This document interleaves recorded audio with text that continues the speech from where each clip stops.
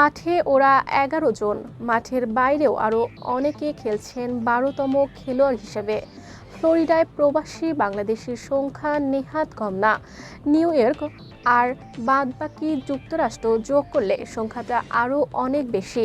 সব মিলিয়ে প্রবাসীর সংখ্যা ছিল যুক্তরাষ্ট্রে বৈধভাবে বসবাসকারী বাংলাদেশির সংখ্যা ১০,৪২,৭১০ জন। যুক্তরাষ্ট্রে তাই বাংলাদেশের ক্রিকেটের সমর্থনের অভাব হওয়ার কথা না। শনিবার শ্রীলঙ্কার বিপক্ষে প্রথম ম্যাচে দেখা গেল সেই চিত্র। লাল সবুজের জার্সি আর পতাকা নিয়ে মাঠে হাজির হয়েছেন বিপুল সংখ্যক দর্শক। নেচে গিয়ে উল্লাসে দলকে প্রেরণা দিয়ে গিয়েছেন পুরোটা সময়। টাইগাররাও হতাশ করেনি, হোক না ২ উইকেটের জয়, তবে সেটাই প্রবাসী বাংলাদেশিদের এনে দিয়েছে মনে রাখার মতো এক অভিজ্ঞতা।